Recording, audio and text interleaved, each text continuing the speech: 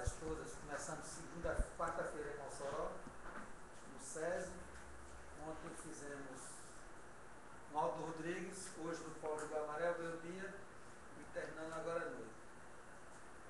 Como todos sabem, né, nós já tínhamos essa proposta apresentada à Petrobras há algum tempo, o Henrique vai fazer aí um pequeno histórico, e no acordo coletivo do ano passado, já ali no final para fechar o acordo, algo que ficou tensionado, uma delas foi a Petrobras apresentar uma contraproposta de regramento.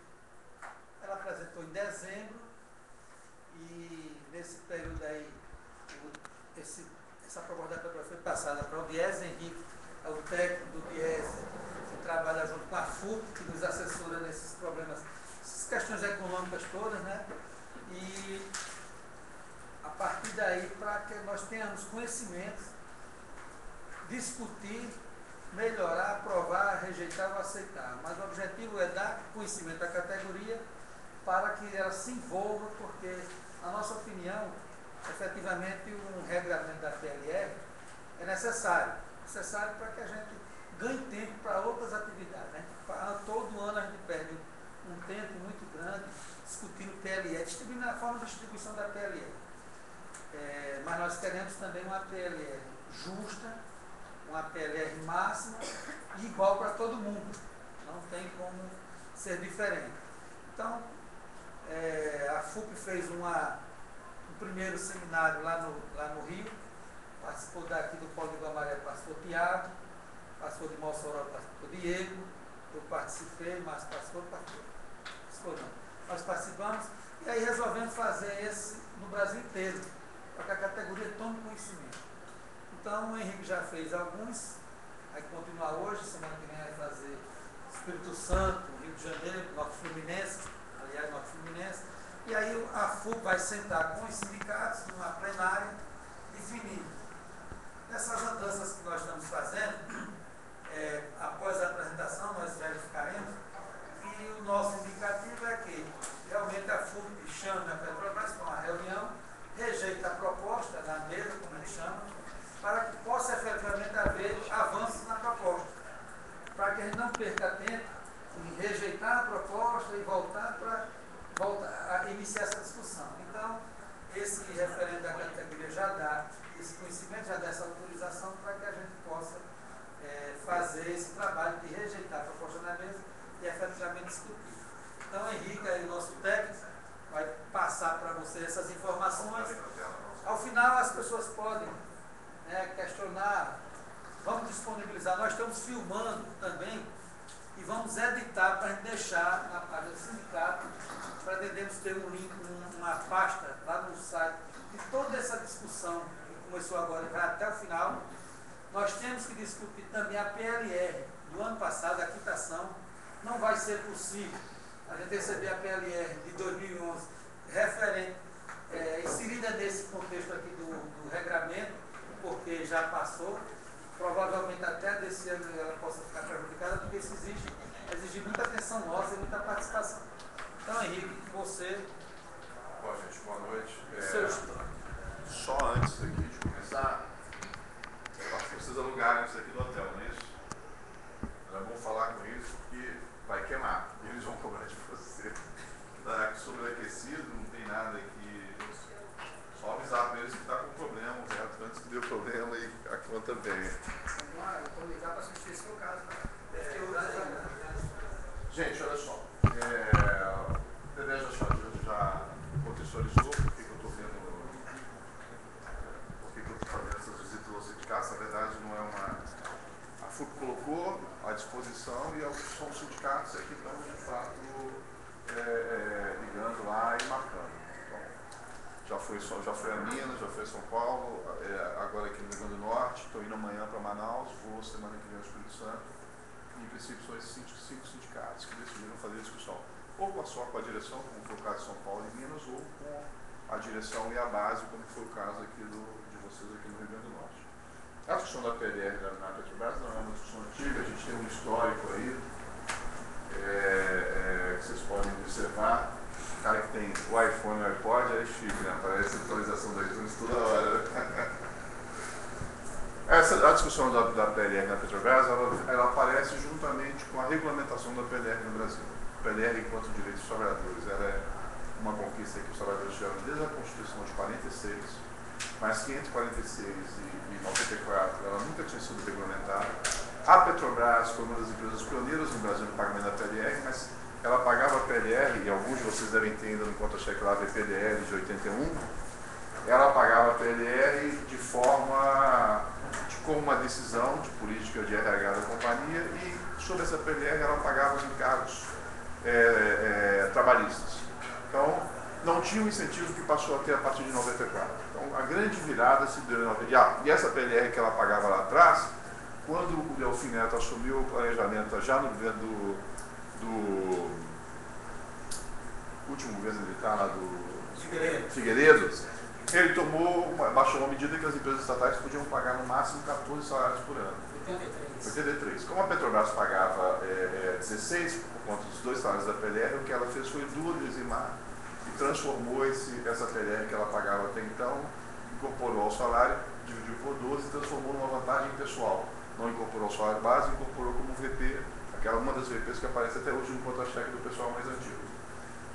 A PLR foi bater de novo na porta das empresas do Brasil e da Petrobras no ano de 94, último dia do governo Fernando Henrique Cardoso, no último dia do governo Itamar Franco, o Fernando Henrique Cardoso assumiria no primeiro dia útil seguinte, o ministro da Fazenda, Ciro Gomes, editou uma medida provisória regulamentando a PLR no Brasil.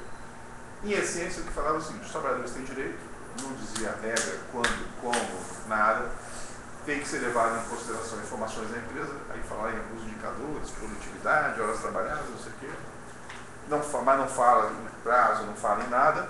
E o que é mais importante do ponto de vista das empresas é que não é uma verba salarial, portanto não é incorporada ao salário, portanto você não paga os impostos que incidem sobre a folha de pagamento, INSS e outros impostos mais. Ao contrário, como ela é uma despesa e ela entra em que pede ser uma participação dos lucros, mas ela é calculada antes do lucro final, ela diminui o imposto a pagar, porque ela entra como uma despesa. Então eu tenho lucro operacional, aí eu tenho lá a provisão para pagar a PLR, eu diminuo, isso me dá o lucro líquido. Sobre o lucro líquido eu pago o imposto e pago dividendos. No caso da PLR, ela entra antes do lucro líquido chegar, portanto ela diminui o lucro líquido. Né? Ela então é mais um incentivo, porque aquilo que você pagou você vai ter de desconto, não é proporcional, mas vai ter um desconto na folha de pagamento. Então, ao não ser considerado uma verba salarial, você não incorporava ao salário, não paga FGTS, não paga férias, não paga nada. É como se fosse um abono tradicional que você não tem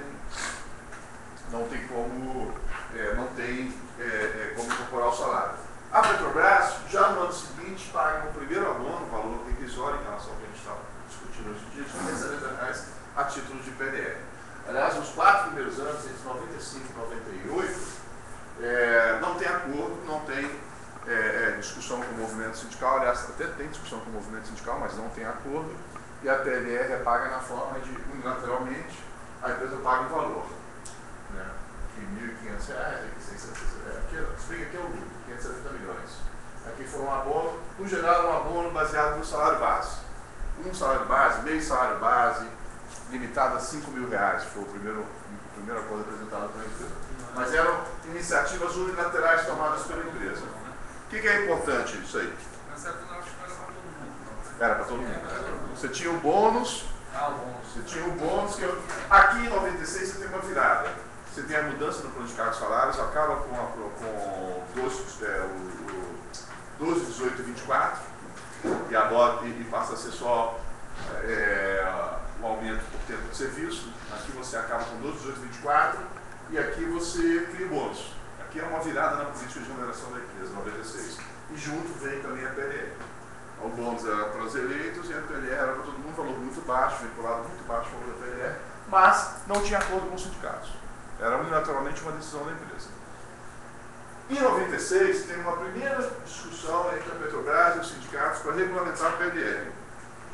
Foi criada uma comissão, os sindicatos apresentam uma proposta, a empresa analisa essa proposta e fecham o escopo de um acordo e ficam com a negociação travada num único indicador, que era o movimento sindical não aceitava e a empresa queria impor o TFCA que é a taxa de frequência de afastamento de acidente com afastamento, como um dos critérios para, um dos indicadores para o cálculo da PLR. O argumento do movimento sindical, para vocês terem uma ideia de como esse debate foi longo e só se consolidou no acordo, nesse último acordo coletivo, era que, ao você colocar no cálculo da PLR um indicador, o TFCA, você ia incentivar a subnotificação. A empresa não colocou, mas ela botou no GDR de vocês e principalmente no do gerente. Então, no cálculo do gerente, tinha lá, eu acho que peso 8% do cálculo da avaliação dele, era o TFCA. Se o TFCA fosse alto, acima da média, ele tinha avaliação rebaixada e etc. Então, na avaliação da FUP, isso levou a uma tendência à subnotificação. O cara, se ele não conseguia controlar o índice, de fato, ele subnotificava, criava mecanismos para subnotificar. Isso só saiu agora, na última campanha salarial. Na última campanha salarial, a empresa tirou o TFCA da avaliação da gerência. Só nesse momento que a gente conseguiu tirar. Ou seja, nós estamos falando de 96, em 2011, no acordo coletivo de 2011, você conseguiu tirar o TFCA. Mas aí parou a negociação. Você não teve negociação nenhuma. E aí teve a evolução. O primeiro acordo coletivo só foi sair em 2000. No ano de 2000. 99 a empresa, por iniciativa própria, ainda pagou 1,3 salário base a título de PLR. O primeiro acordo vem em 2000. 4,5 salário base ou 5,4 mil, que foi o maior. Ainda eram valores muito baixos, se a gente for considerar a realidade atual. O saldo vai dar no ano de 2003. 2003 foi também a primeira negociação que eu participei. A gente sai aqui de um acordo de 8,3 mil e 22 mil no máximo, em 2002, para um acordo de 15 mil ou máximo de 40 mil. Que era 2 vezes e meia. 15 mil ou 40,8 mil. Então a gente dá um salto. A partir daqui a PLR começa a tomar uma dimensão, aí sempre na casa do 15 mil, 14 mil, mas dimensão crescente. Em relação ao percentual do dividendo pago, lá atrás chegou a 19, né? O primeiro ano foi 19, porque era muito baixo o lucro, e não era acordo, foi naturalmente a empresa decidiu pagar. E naquele momento ainda a empresa não tinha feito isso, ela estava fazendo ainda o ajuste na mão de obra. Né? A gente sai de início dos anos 90 de 60 para. Então você estava no mês, você tinha ainda ali uns 45 mil trabalhadores, e aí você pagou um valor muito baixo, mas mesmo assim, em tese você paga um valor baixo, como o lucro foi pequeno, isso significou 19% dos dividendos pagos aos acionistas. Foi o momento mais alto. Na média, a empresa ficou em torno de 13, 13,5% desse período. Variava 13,5%, 14%, chegou a 16%, mas a média ficou, nunca mais se repetiu aquele 19%. Mas aí é muito mais porque o lucro era baixo e muito menos porque os trabalhadores, e mesmo porque não teve negociação, foi um pagamento unilateral. Nessa época o teto já era 25? Já era. O teto 25 é de 95. Em 1995, o DEST solta uma resolução, eu ia falar isso, mas eu já vou antecipar, uma resolução regulamentando o pagamento da PLR nas estatais. O que é essa resolução? Porque essa resolução vale até hoje para as empresas estatais como um todo. O que a resolução número 10 fala? A resolução número 10 vem depois da 9. A 9 é a que tirou o direito dos novos. Quem entrasse na Petrobras a partir de 97 não teria mais direito seria regulamentado pela CLT e não pelas conquistas históricas dos trabalhadores. Então não teria o salário de férias, não teria o plano de saúde integral, não teria uma série de questões que vocês foram conquistando ao longo do tempo, retomando ao longo do tempo, mas foi uma resolução que ainda vale para muitas empresas estatais. Inclusive o setor elétrico ainda, vários trabalhadores novos não têm os direitos dos trabalhadores antigos. Várias empresas. Mas o que a resolução número 10 fala? Que é a resolução seguinte. Bom, as estatais têm o direito de pagar PLR, são empresas, se tem uma lei que vale para as empresas, sejam públicas ou privadas, elas têm que pagar. Capital misto. Agora, para pagar PLR tem que ter tido lucro. Primeiro ponto importante. Parece meio esdrúxulo, mas se a gente for pegar as mais de 250 empresas estatais que o governo brasileiro tem, delas mais da metade dão prejuízo. São empresas para fazer política pública. Então não tem receita e você utiliza. E aí não tem lucro. E aí, o que o DEST fez? Não, se não tem lucro, não paga PLR. Além disso, tendo lucro, para pagar PLR, como é empresa de capital misto, tem que distribuir dividendos. Não basta ter lucro, tem que distribuir dividendos. E, além disso, no máximo 25% dos dividendos. Então, isso não está na lei, isso é uma resolução da DESH, está lá, resolução número 10. Então, tem que ter tido lucro, tem que ter distribuído os dividendos e tem que tem que ser no máximo 25% dos dividendos. Foi isso que balizou a proposta que o movimento sindical apresentou em 96, que reivindicava o quê? 25% dos dividendos, que é a nossa reivindicação histórica. 25% dos dividendos dividido igual para todo mundo. Lá em 96, aquela proposta que quase teve acordo, só ficou por conta do TFCA, a base dela era o quê? 25% dos dividendos distribuídos igual para todo mundo. Como a gente não conseguiu regulamentar, em todos esses anos que tiveram acordo, a partir do ano de 2000, que é o primeiro acordo, a nossa margem era muito pequena, a margem de vocês sempre foi muito pequena. Por quê? Porque o montante ele já era um dado. Quando você ia para a negociação, o montante já era um dado. Esse montante é definido pela Assembleia. A companhia faz a proposta, ele é aprovado pelos órgãos governamentais e vai para a Assembleia e é aprovado pela Assembleia com o voto do governo, que é majoritário. Então o montante era um dado. Você ia discutir o quê? Prazo do pagamento e a forma de distribuição.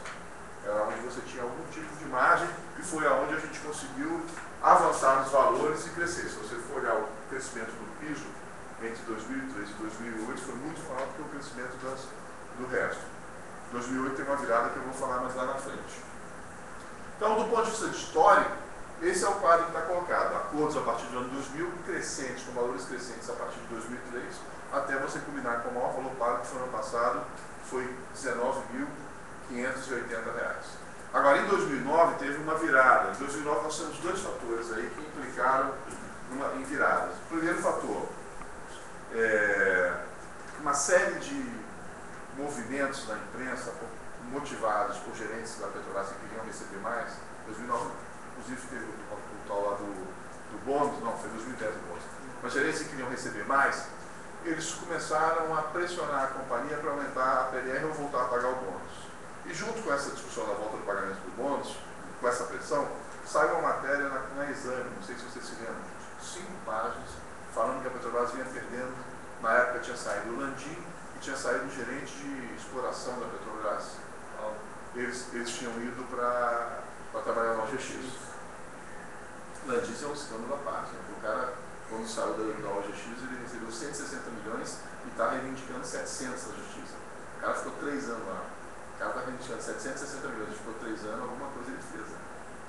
Imagina o que ele não entregou para o cara. Né? Nós estamos falando de quase R$1 bilhão. 3 anos ele ficou na OGX. Mas o fato é que você teve essa pressão dos gerentes e essa pressão dos gerentes bateu no Conselho de Administração da Petrobras. E quando chegou no Conselho de Administração da Petrobras, o Guido Mantega caiu de paraquedas na reunião, sem discutir, sem procurar interlocução com o movimento sindical, sem procurar nada. Fez uma discussão lá com a empresa no CA e definiu o seguinte, que no mínimo o trabalhador tem que receber 2,1 remunerações normais a título de PLR. O discurso dele era o seguinte, olhando para os números, ele viu que o piso recebia em torno de 10 salários normais, remunerações normais. Agora, o pessoal intermediário estava recebendo um salário normal, uma remuneração normal. Ela falou o seguinte, não, vamos garantir o seguinte, no mínimo 2,1 remunerações normais a título de PLR. Quando ele fez isso, toda a estratégia da FUP, que era aumentar o piso, diminuir a diferença entre o piso e o teto, que saiu de 8 vezes lá no início para 2,3 vezes em 2008, caiu por terra. Porque quando ele criou a variável de 2,3, no mínimo 2,1 remunerações normais, o que ele estava dizendo? Ou você recebe a tabela que foi negociada com a FUP dos sindicatos, ou você recebe 2,1 remunerações, o que for maior. Só que se você for pegar o salário do gerente executivo no final de carreira, o cara lá da IT que está embarcado, por exemplo, o GG da plataforma, esse cara está ganhando R$60 mil salário normal, com as verbas que ele recebe. Então nós estamos falando de 120 mil de PLR. Então o teto que saía, que se você for olhar em 2009, nós estávamos falando em um teto de R$39 mil em 2008. R$38 mil em 2009.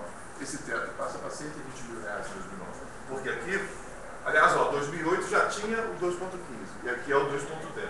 Então aqui, em 2008, estava virado na companhia. Isso motiva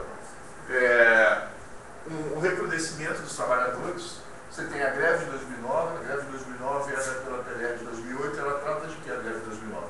da reintegração dos meninos da PRAC, que tinham sido demitidos. Eles foram demitidos por conta da greve do dia do desembarque na Bacia de Campos e da PLR. E contra esse mecanismo aqui que acabou sendo aprovado, e se manteve aqui, só que ele caiu para 1,96. Então há uma mudança no patamar do teto da PLR, sai da casa de 50 mil reais para 120 mil reais. Então você beneficia sobre o aumento que você vai beneficiar o pessoal que estava na média, que ele trabalhou com 25 anos da Petrobras, não sei o que, 30 anos, você beneficia, na verdade, são os grandes salários da companhia. No caso do gerente executivo que trabalha na Petrobras, chegou a esse valor que eu estou falando, 115, 120 mil reais de título de PLR. Aqui também tem uma. Bom, a companhia, quando tem a greve, no ano de 2009, que fez a PLR de 2008, chegou à conclusão de que, olha, a regulamentação que nós sempre fomos contrários, nós vamos ter que caminhar nesse sentido.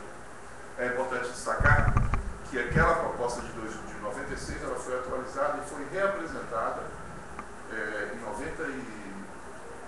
em 2003, foi apresentada em 2003, 2004, pelo sindicato, e foi reapresentada em 2007, depois de ser aprovada em todas as assembleias. A decisão do Conselho Deliberativo da FUC foi jogar essa proposta, atualizar ela, jogar essa proposta para a categoria aprovar em assembleia e com isso levar para a Petrobras. Então em 2007 ela é reapresentada, em 2008 a companhia não discute, em 2009 ela se propõe a discutir PLR.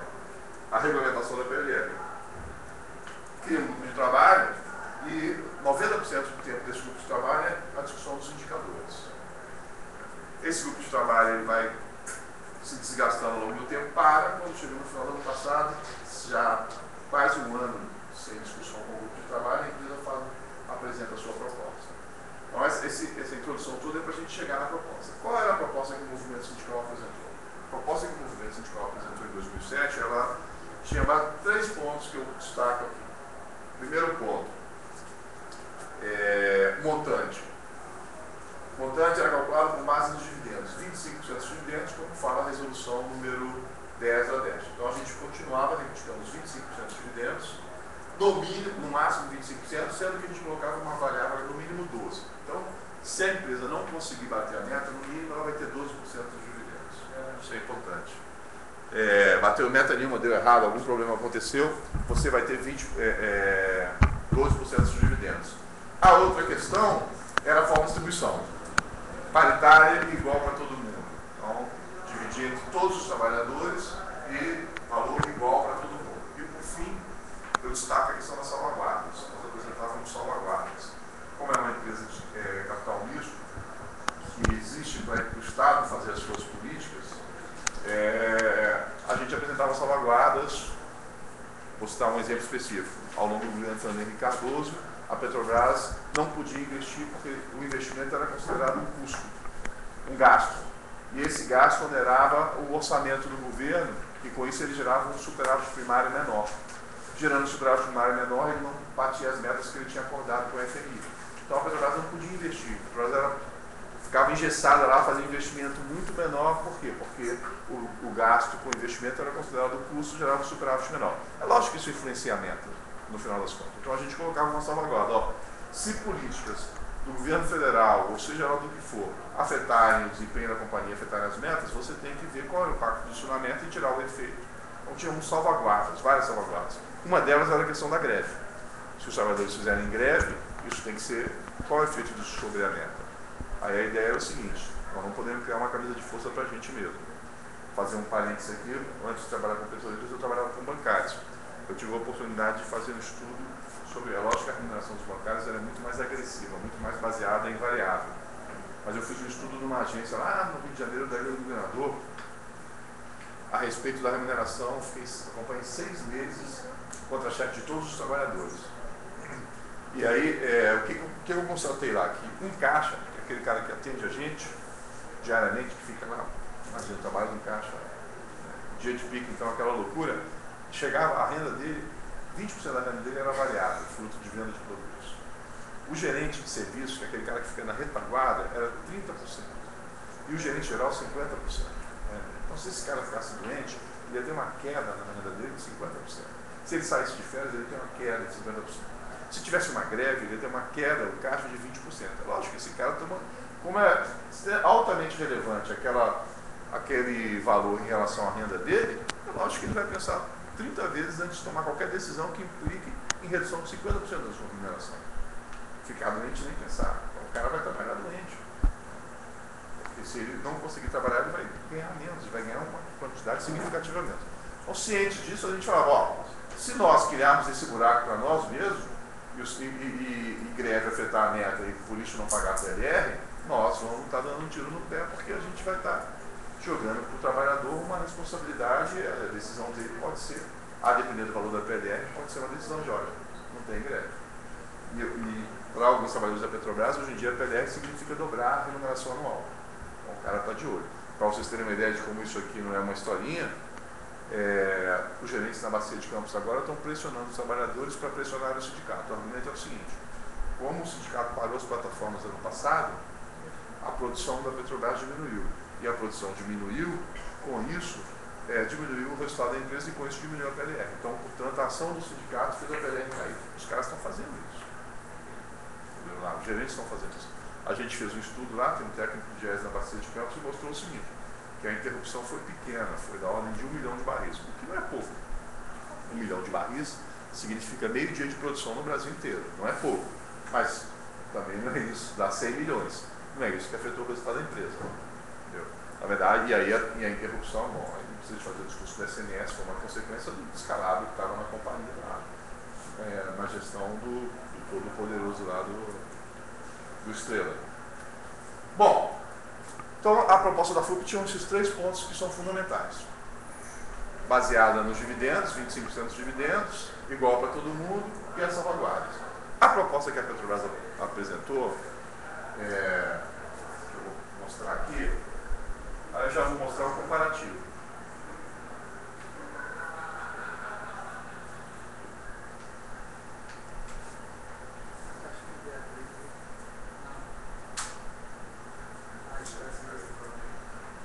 Então, a proposta que a Petrobras... Eu vou ponto por ponto, porque aí a gente tem que se deter, porque vocês vão ter que tomar decisões, não agora, mas vão ter que tomar decisões ao longo desse ano, provavelmente, com relação a ela. Então, com relação aos indicadores, aí eu vou comparando um com o outro. Aí ele criou 2 páginas aqui. Inteligente. Então, ó, primeiro indicador proposto pela FUP: lucro líquido operacional. O computador é tão inteligente que ele bagunçou tudo. Deixa, dá para trabalhar. Lucro líquido operacional. Então, o que a Petrobras está propondo? A gente propôs o lucro líquido operacional. Aí, a lógica foi o seguinte, quando a gente construiu um indicador de lucro. Vocês têm cópia. Um indicador de lucro, um indicador de custo, 2 indicadores de produção, 3 indicadores de produção, 2 do abaixo e 2 do EIP e 1 do abaixo, e um indicador de BR e Transpetro. Então, qual é o indicador de lucro que a gente estava propondo? Lucro líquido operacional. O que a Petrobras propõe? Tira esse indicador de lucro e trabalha com o volume total de petróleo e derivados vazados. Segundo indicador, custo unitário da extração sem participações governamentais. É o mesmo que a Petrobras está propondo. Custo unitário sem participações governamentais. Por participações governamentais desse CORTES e participação especial no caso de alguns campos, lá na Bacia de Campos e futuramente na Bacia de Santos. 3. Produção de óleo e LGN no Brasil. Mesma coisa deles, produção de óleo e LGN no Brasil. 4. Produção de gás natural no Brasil. Aqui eles propõem uma mudança. Em vez de produção de gás natural no Brasil, eles estão propondo o quê? Eles estão propondo...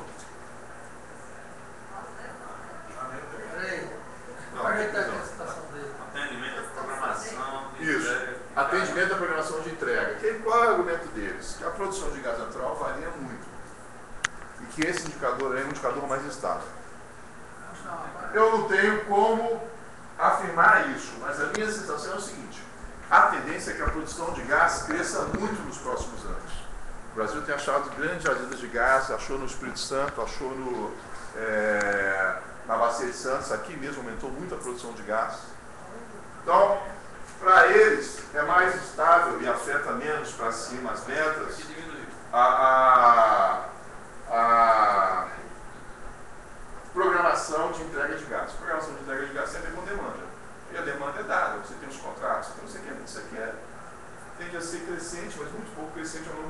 muito estável, a menos que eu não tenha gás. E a tendência é que eu tenha gás. O Brasil rapidamente vai se tornar autossuficiente de gás. Aliás, o contrato pelo acordo com a Bolívia passa a ser um problema para o país. A sorte é que a gente entrou numa crise e a Bolívia vem direcionando o gás para lá cada vez mais, ou seja, achou um outro mercado.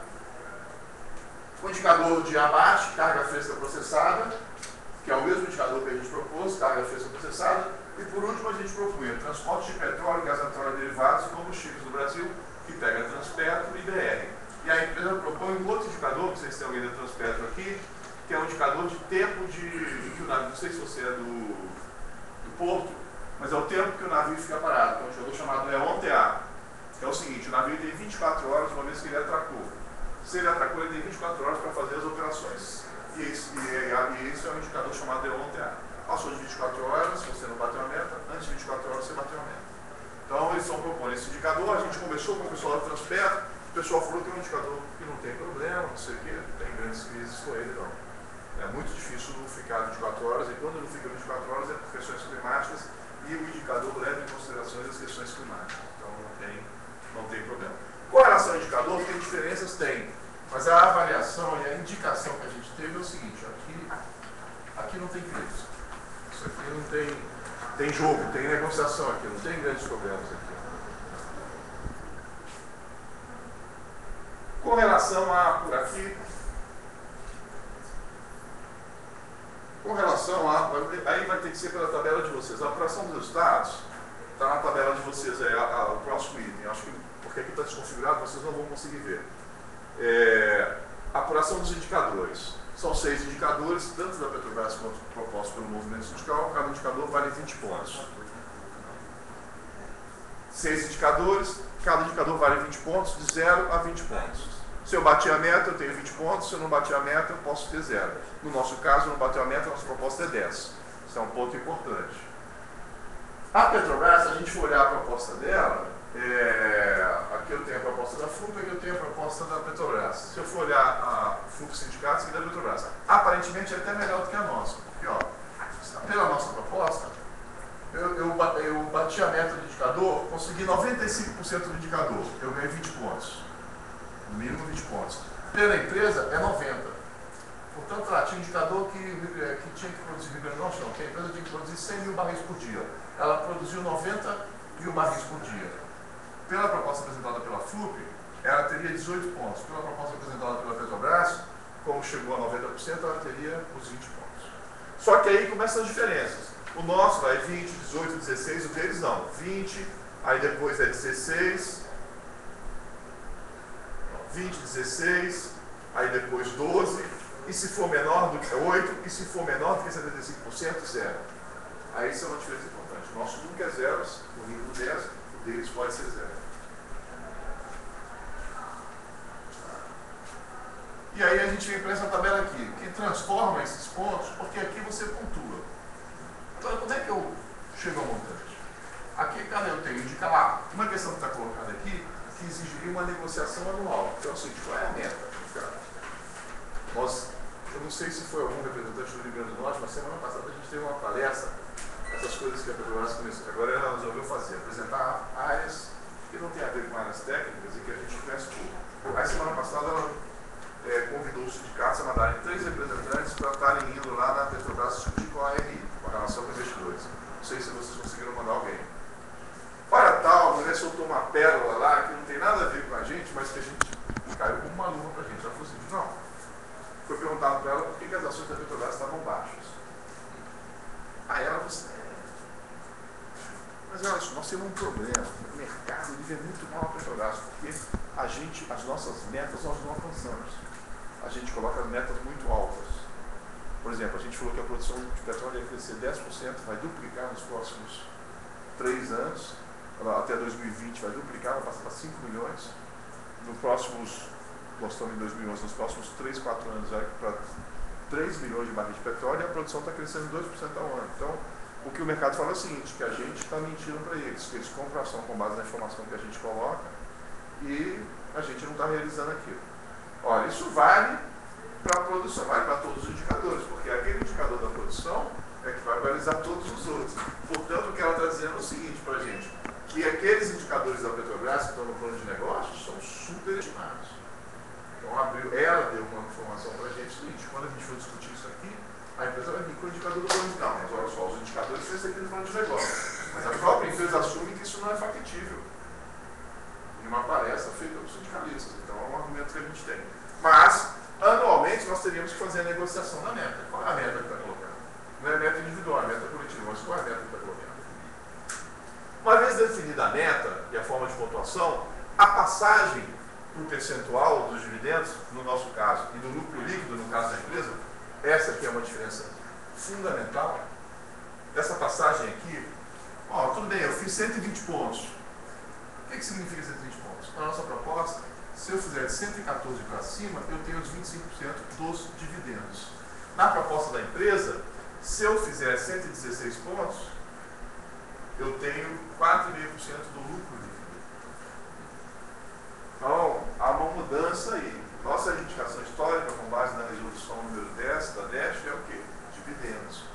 Se os dividendos crescerem, cresce também a participação dos trabalhadores. Se os dividendos caírem, cai a participação dos trabalhadores. A proposta da empresa não, é o lucro líquido. O referencial não é mais dividendos, é o lucro líquido. Então isso é uma diferença importante. E 4,5%. 4,5% do lucro líquido, na verdade, não é lucro líquido, é lucro líquido ajustado, tem uma tabelinha que eu explico. O que é o lucro líquido ajustado? Só uma pergunta aqui. Hã? De 114, a meta seria 100%. Se fosse 114% acima, 14% acima da meta, teria 25%. Não. 114 pontos. Aqui eu tenho pontos, lembra? Aqui eu fiz pontos. Eu posso fazer até 120. Mas eu tenho que 95%. 95% de 120 chega aqui nos 114. Então eu estou propondo aqui, se eu fizer 114 pontos, ou seja, se eu perder um ponto em cada indicador, são 6 indicadores, mesmo assim eu vou ter os 25% do dividendo. Posso ser que eu bata todas as metas, faça 20 em todos, menos um eu faça 14. Mesmo assim eu fiz 114 pontos, eu vou ter os 25% de dividendos. Aqui transforma esses pontos em percentual do dividendo. É aqui que faz a transformação. No nosso caso, dividendos, no caso dele, lucro líquido. Lucro líquido ajustado, que geralmente é maior do que o lucro líquido. Eu não afirmaria isso até o ano passado, mas agora eu não afirmo. Por quê? Porque até o ano passado, o lucro líquido ajustado, ele tem duas coisas. É o lucro líquido mais a provisão da PLR. Lembra que eu falei para vocês que a PLR estava diminuindo o lucro? Então, como a PLR está diminuindo o lucro, o que eles falaram? Bom, mas se ela está diminuindo o lucro, e eu estou calculando o montante em cima do lucro, eu tenho que somar, zerar o efeito. Então, eu diminuo aqui e eu somo aqui, com isso eu zero o efeito da provisão da PLR. Vocês conseguiram entender isso? Eu tenho lá, para mim calcular o lucro líquido, quando eu chego no final do lucro líquido, eu já diminuí a provisão da PLR, quanto é que eu estou estimando gastar com a PLR. Então, o lucro líquido ele é rebaixado por causa da provisão da PLR. Para tirar esse efeito, o que eles fazem? Eles somam a provisão. Então, o lucro líquido ajustado é o lucro líquido mais o valor provisionado pela PLR. Mais ou menos a participação dos acionistas não controladores. O que é isso, participação dos acionistas não controladores? Isso era muito grande até o ano passado por conta da Refap. Porque lá eu tinha a Repsol que controlava 30% da Refap. A ideia do acionista não controlador é o seguinte. Quando a Petrobras vai na primeira linha para a demonstração de resultado dela, tem lá o faturamento. Então, quando a Petrobras colocava o faturamento, ela colocava a venda de todas as suas unidades. Ali tinha o 100% da Refap. Então, 100% do resultado da Refap entrava na Petrobras. No resultado da Petrobras. Quando chegava lá naquela última linha da demonstração, ela falou assim, pô, mas olha só, desse resultado aqui, 30% para o bem ou para o mal, para o bem quando for lucro e para o mal quando for prejuízo, não cabe a mim, cabe a Repsol. Então eu tenho que ver qual é a participação deles no resultado. Como a Refap vinha fazendo muito, eu diminuo a participação deles. Como a Refap vinha fazendo muito investimento, ela estava dando muito prejuízo. E aí sempre dava resultado negativo. Então entrava aquele resultado negativo lá em cima, diminuindo o faturamento. Só que não era todo da Petrobras aquele negativo, uma parte era da Repsol. Aí eu pegava menos com menos, o resultado negativo com menos que eu diminuía, dava mais. Isso crescia o lucro líquido ajustado. A partir de agora, a Refap é 100% Petrobras, então esse efeito vai diminuir muito. Pra você ter uma ideia, teve ano que significou 6 bilhões a mais no lucro líquido ajustado. Agora nós estamos falando em 300 milhões, então o efeito é pequeno. O efeito da PLR é muito maior. Para a gente, o impacto disso no final das contas não é grande. A gente pode trabalhar com a noção de lucro líquido. O indicador aqui é o lucro líquido. O lucro líquido ajustado acompanha o lucro líquido, ele é um pouquinho maior. Tá? Mas aqui tem uma diferença importante, que esse sim vocês vão ter que tomar uma decisão, em algum momento. Nós vamos deixar a nossa reivindicação histórica e vamos para essa, ou nós vamos mudar isso? O que nós vamos fazer? Tá? Uma primeira diferença importante. Em termos de montante, assim, Em termos de montante, nós estamos falando... o percentual do dividendo é assim, é tanto e o... Hoje, nesse ano, eu dou um exemplo para vocês. Esse ano, a distribuição de dividendos foi 36% do lucro líquido. 36% do lucro líquido, se a gente for pegar 25% disso, dá 9%. Então nós estamos falando do dobro. É por aí, o pensamento tem que ser por aí, né? O que é importante aqui também na nossa proposta? É esse último item aqui. Se eu não bater as metas, se eu ficar abaixo de 90%, abaixo de 90 pontos, lembra que eu podia ter 120, vamos supor que eu perdi 30 pontos. Eu vou mesmo assim vou ter 12% de dividendos.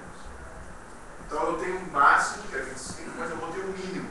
No mínimo, pela proposta apresentada pelo movimento fiscal, eu recebo 12%, que é um pouco abaixo do que foi a média histórica. Só uma pergunta também. Essa parte de atrelar o que a gente vai ganhar a metas, antes não tinha isso, né?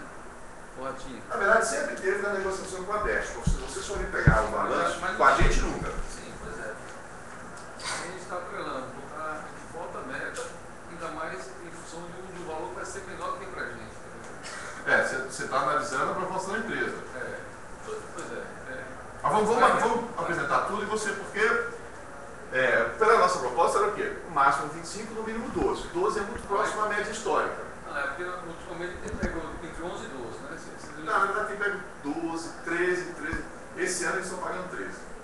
Esse ano estão propondo 13. Pegaram 13% dos dividendos. 2011? Nós temos 2010 foi 14 e poucos por cento. Mas nós estamos ali, a média é 13,5%. Então quando você reivindicou 12, você quis exatamente falar isso, eu estou um pouco abaixo da média histórica, mas estou garantindo algo perto da média histórica. No mínimo. Agora, no máximo, eu posso ser muito mais do que a média histórica. E com isso eu passo a ter algum tipo de controle sobre o montante que eu não tinha nenhum, porque antes a empresa que definia, como foi esse ano, a empresa que definiu. A gente vai ver no último ponto a questão da PLR 2011 e os desafios que estão colocados na PLR 2011. Então, o que é a nossa proposta apresentada? Um mínimo de 12% dos dividendos e um máximo de 25%. A da companhia, o mínimo é 0. Se você não bater as metas, ficar abaixo de 48 pontos, você recebe 0. E o máximo 4,5% do lucro líquido. Isso aqui é o que elas vêm pagando nos últimos anos. Esse 4,5% do lucro líquido faz Ajustado. Quanto percentual de dividendo? Em percentual em termos de dividendo, esse ano dá 12,5%. 12,5%. Deu um pouquinho mais, 13%. 13%. Então, o que ela coloca é isso. 13% dos dividendos nesse momento. Pode ser que suba ou pode ser que caia. Vai depender do comportamento dos dividendos. Porque a Petrobras subiu os dividendos esse ano. A gente vai ver. Na realidade, o topador nosso era 25, acho que agora está topando de 3. Na verdade, os acordos têm sido, nunca a gente conseguiu 25. Mesmo quando a gente conseguiu 19, não era acordo, foi no lateral da empresa. Os nossos acordos têm variados entre 13% e 15%, 16%. Nós nunca conseguimos. Teve um ano que a gente chegou a bater 17%, mas no geral ficava nessa faixa. Mas vamos ter clareza. Nós nunca negociamos montante. O montante sempre foi um dado. O montante era definido pela companhia que apresentava a Assembleia e era aprovado. A variação que nós conseguimos era na forma de distribuição. Foi a mudança na forma de distribuição. O montante sempre foi um dado. A variação do montante só aconteceu num ano, foi em 2003, quando a PLR dá aquele salto lá, sai de 10 mil para 22 mil no piso, e nós conseguimos aumentar em 10% o montante. E aí foi uma discussão muito específica na mesa.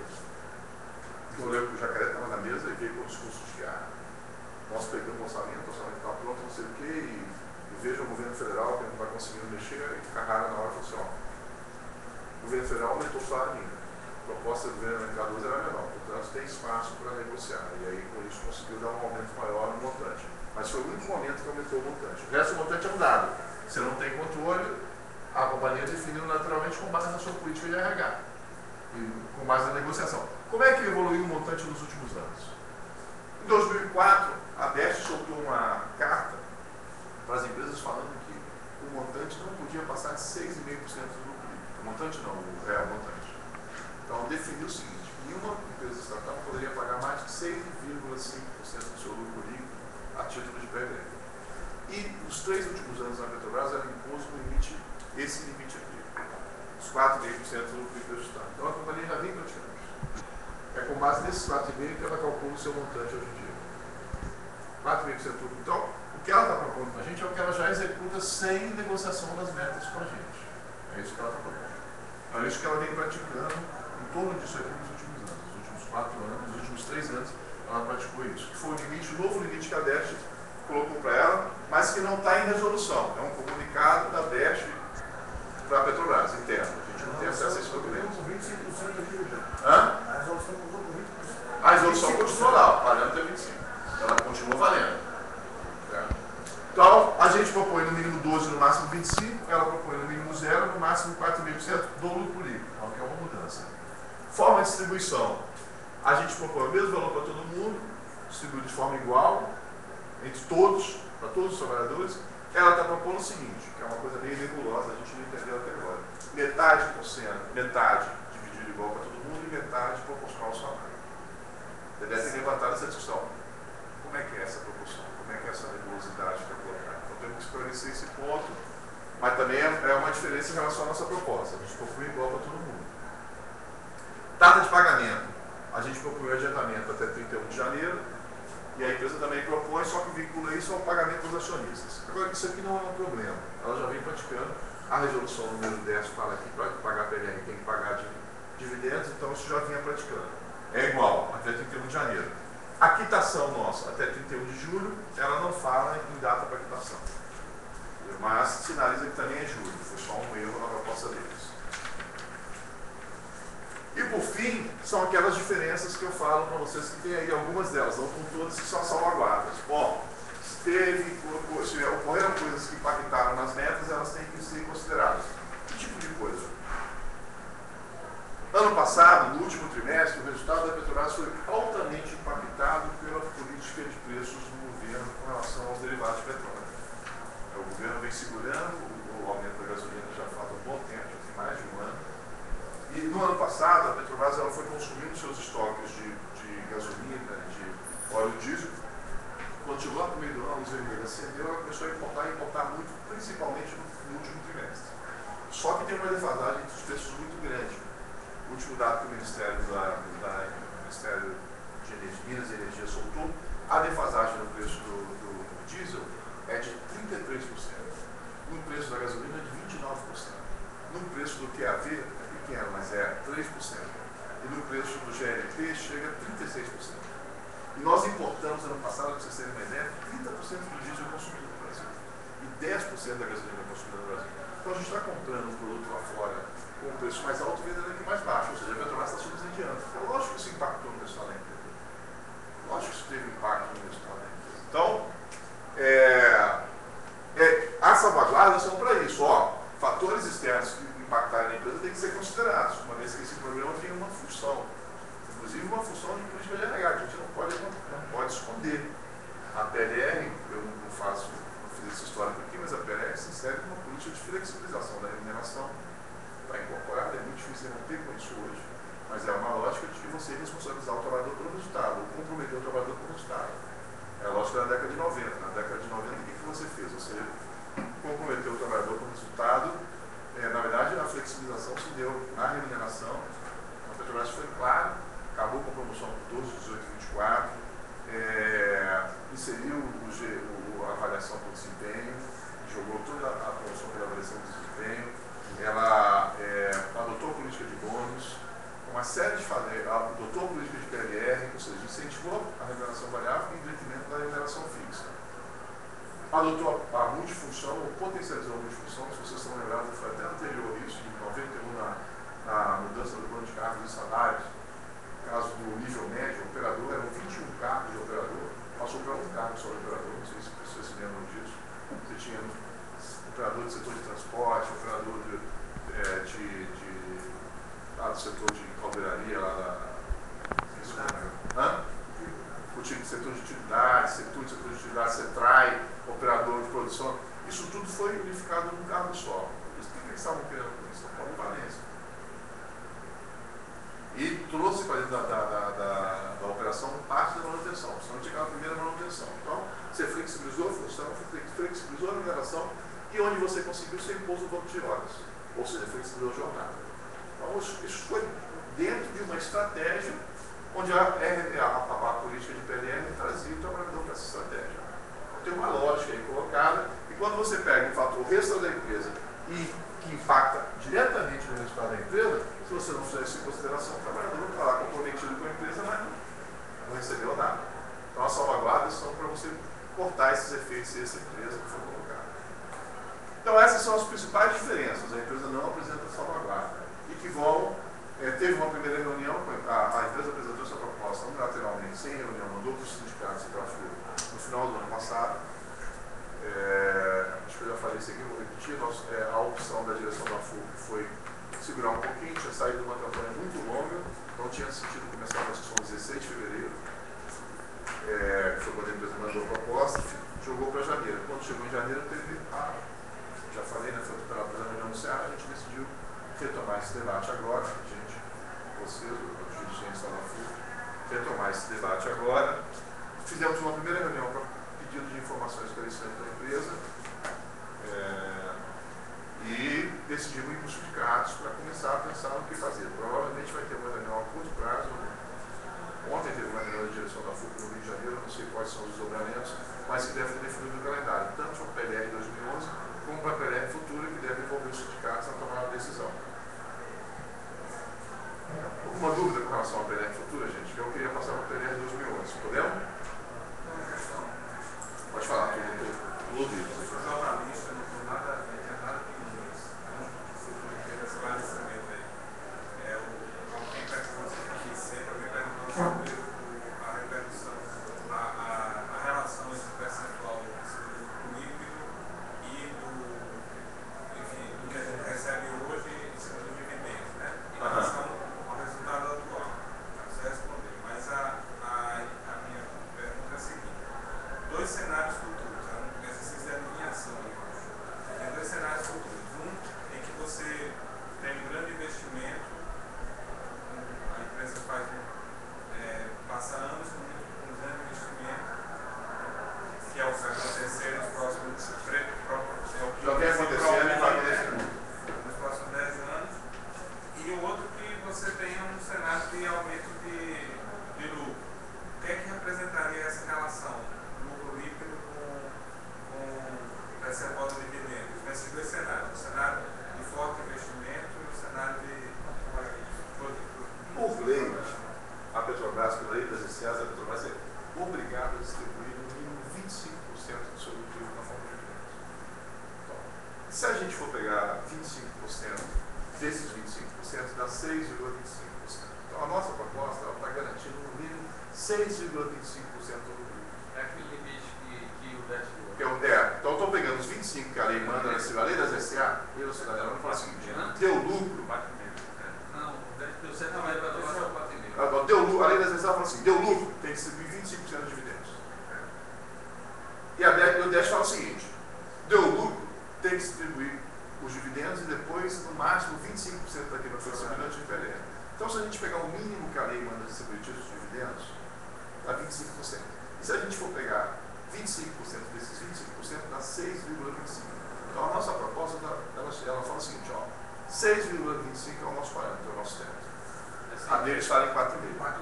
Então, esse risco que você está colocando do lucro crescer muito, 4,5% vai ser sempre menor que... A pergunta, na verdade, não era essa, era a seguinte: hoje você disse que na proposta atual é 12,5%. 13, tem 12, a proposta 13%. 13% do dividendo, a relação. Nesses dois cenários, como é que fica essa relação? Por exemplo, se você tem 38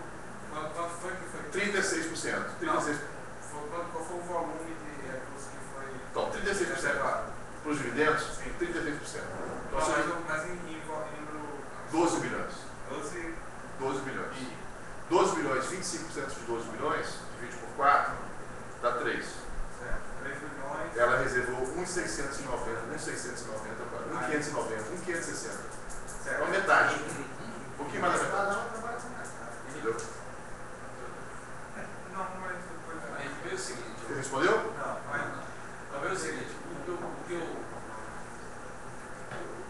dei uma pensada nisso aí é o seguinte, eu vejo o seguinte, se a gente aplicar essa metodologia à nossa, nós estamos propondo, eu sugiro o seguinte, a gente fazer um acompanhamento nos dois casos, a nossa proposta, em relação não é proagir muito, não. A gente pode até agir. Nós estamos fazendo esse exercício por 5 anos. Pois é, que nós no planejamento estratégico para 5 anos atrás. Isso, estamos fazendo. Isso aí. Inclusive, ver que no caso, a gente perdeu as metas lá. Então, se for para esse lado da Petrobras, muitas metas a gente perdeu. Até, isso até transpareceu para fora da Petrobras, certo? Isso aí eu acho que... Nós estamos botando, nós estamos planejando. Isso aí já está fazendo. Qual é o problema? Os nossos indicadores, nós não temos informação. Os deles, eles passaram para a gente. Então, a nossa proposta não tem divergência entre dois indicadores, nós não vamos conseguir simular a nossa proposta. Só vamos conseguir simular para 4, que 4 são iguais. Os outros nós não temos essa informação e eles não passam. Porque dos 6 indicadores, que eu apresentei, nós propusemos e eles também propuseram, 4 são os mesmos, são idênticos. Aliás, 3 são idênticos. Porque o gás também não é. Nós temos informação dos 6 indicadores da empresa dos últimos 5 anos, mas não temos informação para os nossos. Então eu não consigo simular a minha proposta porque eu não tenho informação para os meus indicadores, eu tenho para o deles. Mas a produção de óleo eles têm, cara. Então, esses 3 nós temos, produção de óleo, produção de gás. Mas eu não tenho as metas, cara, isso não é divulgado. Eles não divulgam as metas. Eu tenho a produção. São dados confidenciais, eu não tenho a meta. Uma coisa aqui. Mas deixa eu só passar para você. Repete sua pergunta, porque...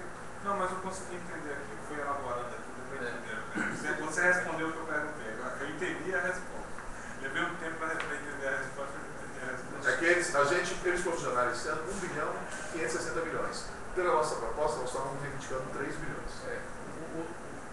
Então, vocês vão só terminar aqui.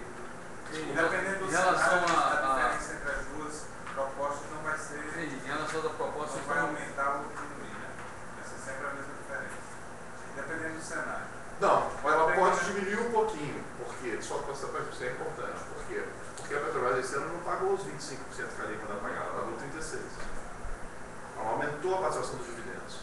Mas ela não por isso que eu falei de 6,25%. Porque por mais que ela, se a Petrobras pagar na lei, mesmo assim eu não vou ter o dobro, não vou ter hoje em dia essa relação de 3 bilhões para 1,560, mas eu vou ter 2,200, 2,300, porque são 6,25. Ela está propondo 4,5 e a minha proposta garante no mínimo 6,25. Então vocês estão fazendo essa estatística do ano. Estamos fazendo e vamos passar para vocês. você. Com relação a essa divisão, também eu tenho um comentário para você, que é o seguinte, a divisão de metade igual a outra metade, eu sugiro também vocês fazerem um levantamento dos Nós já fizemos, a gente chegou ao conclusão seguinte. E como é que foi isso aí? Se eu pegar, o que eu peguei? Peguei ano passado, o PIB foi 19.580. Aí foi supondo que todo mundo ganhou 19.580. Então eu multipliquei o 19.580 pelo número de trabalhadores da Petrobras. Aí deu 72% dos recursos. Porque mesmo quem recebeu acima da tabela, ele recebeu 19.580 mais a parte variável que tem a ver com a tabela. Fomos para a Petrobras com esse critério. Eles questionaram, mas não explicaram deles. O resto, não, mas a gente considera 50% quem recebe até o 457A. Mas se você for pegar quem recebe até o 457A, é 1/3 dos trabalhadores da Petrobras. E não dá 50% do montante. Então, tem nebulosidade aí. O nosso exercício mostra o seguinte, que pegando os 19.570 que foi pago ano passado, e multiplicando pelo número de trabalhadores, dá 72%. Então, tem que tomar muito cuidado, porque aqui pode ser um prejuízo desgraçado. Isso aí é uma coisa que é um dado. Você está botando um dado para a Petrobras, não é astrologia. Não, dado. Então é importante esse número aí, porque você não pode aceitar a proposta que não é real. Nós temos que saber clareza do que é. A gente fez um pedido de informação que nós temos aí, a gente pediu para esclarecer isso. Do ponto de vista aí, tanto uma proposta como a outra,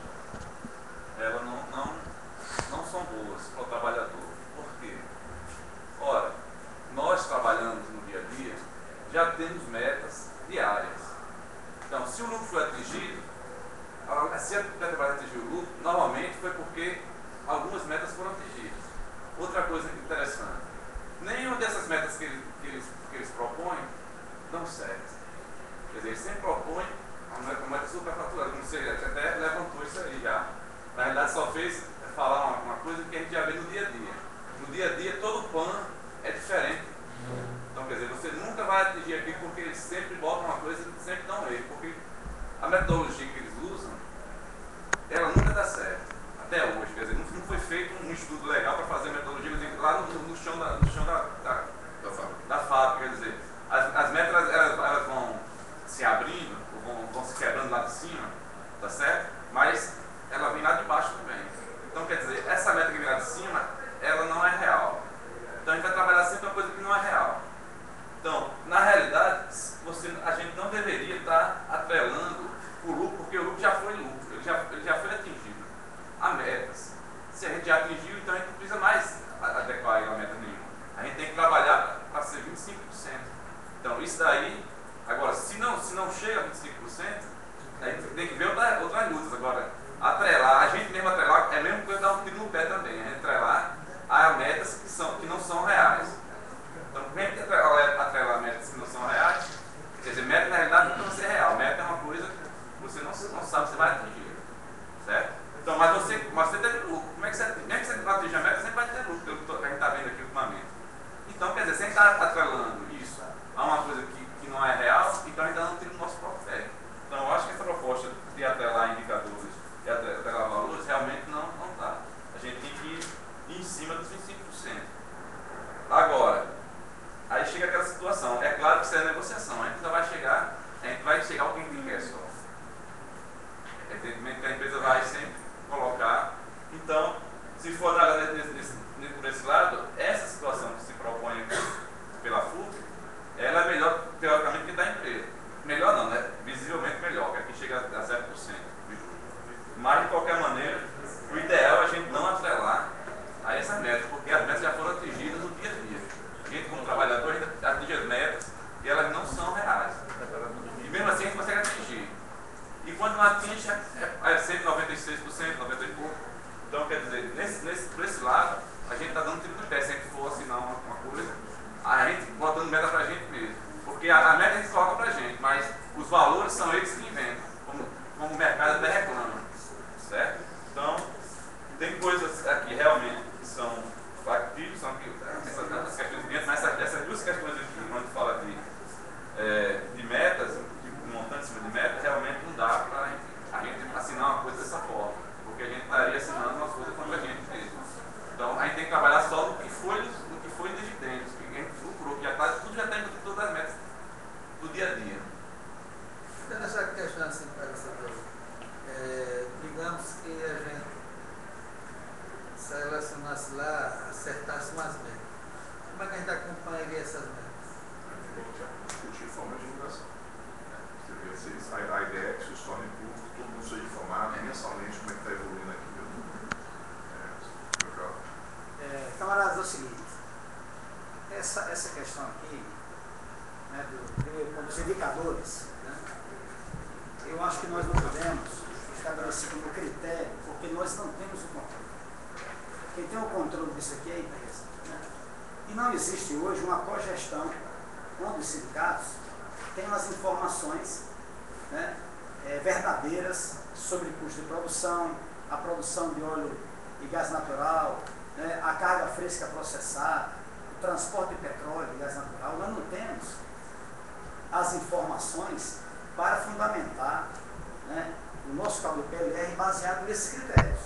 Então, a primeira dificuldade nesse processo é a FUP e nós aqui, né, começar a debater um processo onde nós não temos controle dos indicadores, dos critérios. Só um parênteses aí, que também dialoga com o que você está colocando. Desde o começo, primeiro, essa proposta foi assim, a discussão é política, eu acho que vocês têm que fazer a discussão, mas essa proposta foi aprovada por todos os sindicatos quando foi apresentada. Foi uma coisa unilateral. Todos os sindicatos da Assembleia aprovaram.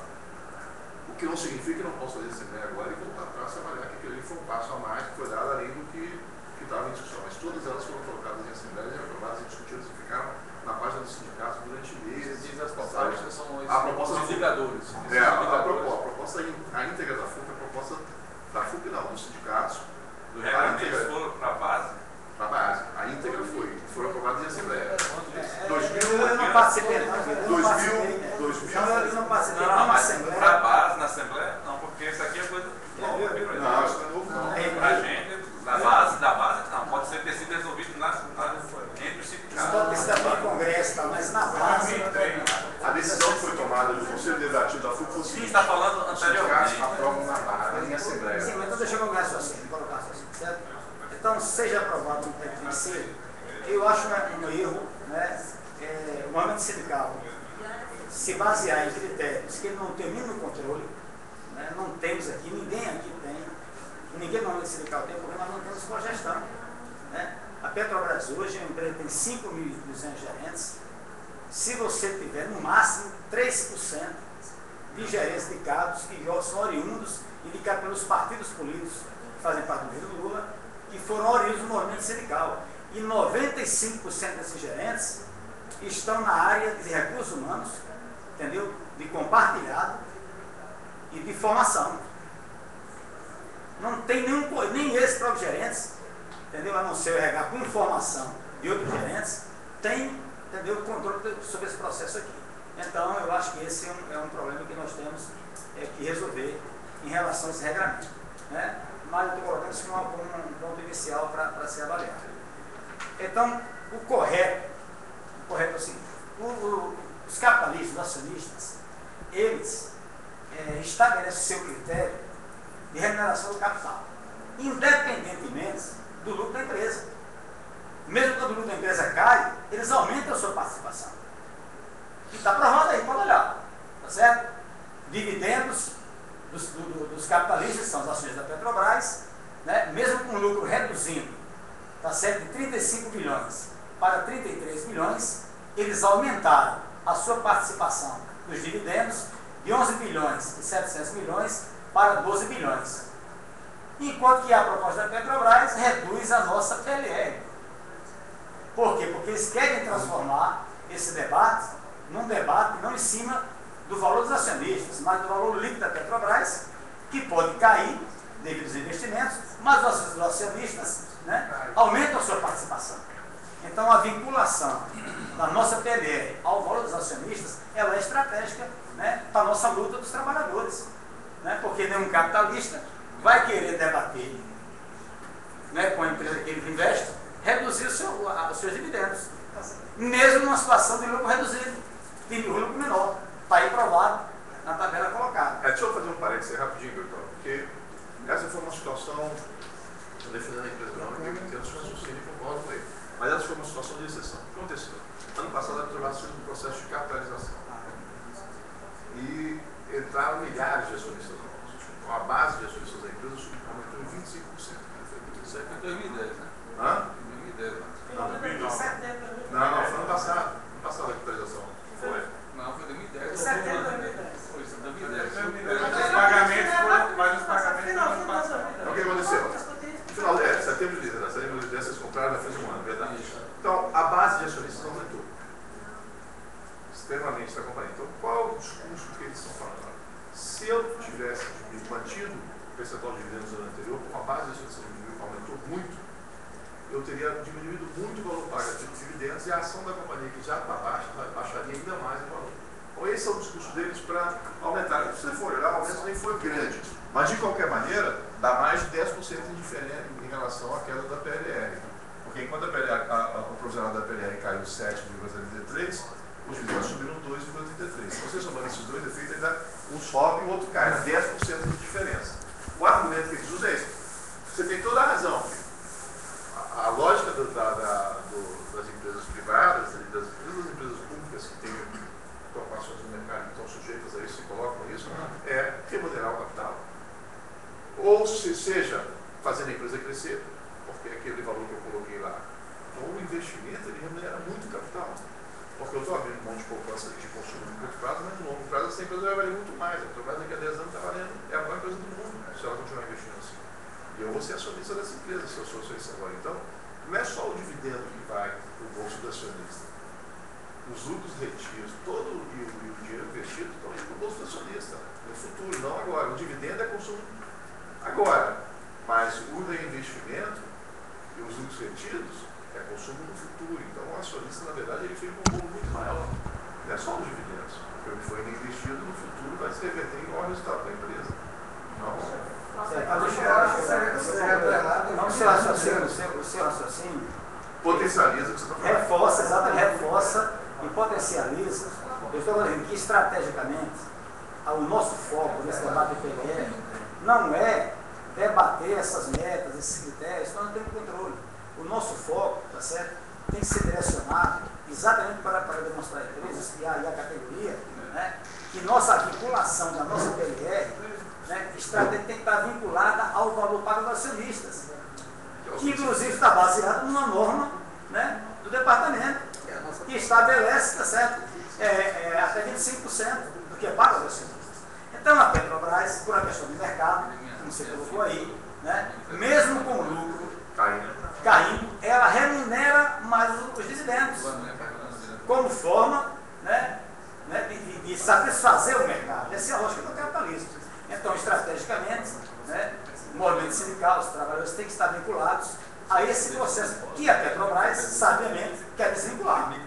Ela quer desvincular esse debate do valor do acionista para um debate do lucro líquido, né? E eu acho que aí é o erro nosso. Então deve entrar por esse caminho. Deve ser entrar fogo, tá certo? No debate da PLR, e essa é a nossa proposta. Essa é a nossa proposta que a gente entende aqui no Rio Grande do Norte. A direção do Sindicato, tá certo? Entende que essa estratégia política nossa é direcionar o foco para essa questão, né? Com relação ao debate, tá certo, do regramento geral, aí nós temos o seguinte, né? Nós temos que bater na questão da compreensão, né, do socialismo em relação a essa questão. Por exemplo, o resultado da empresa, o lucro da empresa, qualquer empresa, é fruto do trabalho coletivo, certo? Então, qualquer discriminação e pagamento da PLR reforça uma concepção que já existe nas empresas de que, de acordo com a sua formação, a sua graduação, você recebe mais. Mas o resultado do trabalho coletivo, que é o lucro, né, um percentual disso deve ser distribuído de forma igualitária para todo mundo. A gente não pode esquecer desse aspecto político Colocado na proposta. que contempla a nossa proposta. Então, o fundamental desse debate é o seguinte, né, é manter até 25% do valor pago aos acionistas e lutar para ser igual. Esse é o regramento que interessa aos trabalhadores. Qualquer outro debate, nós perdemos o controle do processo. E aí a empresa, ela pode manipular esses dados, nós não temos acesso, não temos controle, inclusive, desses dados, né, e reduzir, pode devolver. Ah, é fácil? Depois pode ter falado lá atrás ali. Então, e superar esse debate, tá certo? Que o quadro mostra muito bem, favorece a nossa visão, a visão dos trabalhadores, de vincular, tá certo, aos dividendos.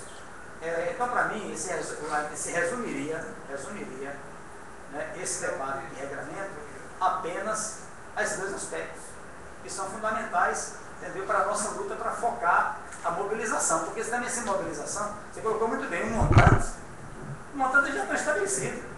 Apenas um ano que nós conseguimos mudar esse montante, por uma circunstância, inclusive, conjuntural. Não foi nem por força da categoria, ou pressão por greve. Foi conjuntura que levou aquela mudança, acho que em 2000, né? 2003. Em 2003, certo? Em 2002. Em 2003. Então, o que acontece? Eu acho que a gente deve focar na mobilização, na organização, nos dividendos e na distribuição igualitária. Essa é a minha colocação. Só antes da Fafá tem. Mas eu só vou fazer um parênteses aqui para vocês rapidinho. Mas sai de uma PLR 2011. Por isso que eu queria falar logo da minha. Porque a discussão política eu acho que vocês têm que fazer. E aí é que é o que vocês estão fazendo aqui. E vão fazer entre vocês dentro do sindicato. Mas aí eu vou sair pela saída do técnico. Se tiverem dúvida técnica, tirem comigo. O político eu não vou debater com vocês porque é posição política. Então eu acho que vocês têm todo o direito e devem ter. Esse debate é um debate nacional. E vai ter que ter. Minha avaliação é muito próxima do que vocês estão falando. Como é que a gente assina um acordo e não dá para esses 25% de dividendos? Quem vai bater? Quem tem coragem de botar o chamelão nesse acordo? Não é uma discussão muito difícil de fazer. Vamos lá. Pessoal, uma negociação ela pressupõe que os dois lados vai ceder alguma coisa, senão não é negociação. Então, a gente já começa com um grande problema na negociação da PLL, porque a gente já tem um limite de 25%. A gente quer 25%, então vai pedir 35%, não existe isso, a gente não pode pedir 35% porque ela está metade de 25%. Então, isso é um grande problema da negociação da PLL, já é um grande problema. Então, qual é a maneira que a gente pode chegar, né, aos 25%? É aceitando indicadores. Eu concordo com que a gente não tem o controle desses indicadores. É por isso que a gente precisa, é fundamental que a gente mantenha esses salvaguardas, a gente tenha aquele limite de no mínimo 12%, e principalmente que esteja atrelado à distribuição de dividendos. Agora, eu acho que indicadores vai ter que ter, porque é a única maneira que a gente pode um dia chegar nisso. Não tem como chegar a dizer, a gente impõe 25%, vai impor na negociação. Eu queria só fazer uma pontuação aqui, antes de entrar na PDR 2011, porque é um debate, eu concordo com o Henrique, é um debate político e que não está começando agora, mas tem um anterior que não dá para ser resgatado agora, que nós perdemos, que foi a imposição da PDR. Quando nós perdemos na discussão do salário, da remuneração do trabalho, e nós, infelizmente, porque essa é uma discussão, tem um fator ideológico aí forte, que foi da década de 90, mas nós estamos 12 anos depois, e nós não conseguimos vencer. Pelo contrário, a PDR tem ocupado cada vez mais a pauta dos trabalhadores. Nós perdemos essa discussão, o que não quer dizer que você não tem que diminuir o efeito disso. Agora, quando nós fomos e estamos, nesse momento, tendo que negociar a PLR, é porque esse debate primeiro, né, da remuneração variável, nós perdemos. E nós não temos, nesse momento, força suficiente, o movimento sindical não tem, para sair da discussão dos indicadores. O que não quer dizer abrir mão da referência do dividendo, que aí já é outra coisa. Agora, quando nós fizemos essa discussão dos indicadores, nessa época não existia nem a FNP, né? Todo o pessoal da FNP estava deixando fogo ainda. Essa discussão foi muito polêmica. Por quê? Porque havia uma parte do movimento sindical, e eu defendo isso, que discutia o prejuízo da remuneração variável. Mas nós perdemos esse debate, não foi só dentro da FUP, não. Nós perdemos esse debate no conjunto dos trabalhadores. Porque a PLR se impôs, e hoje, se você for discutir, com a primeira discussão que nós tentamos com relação à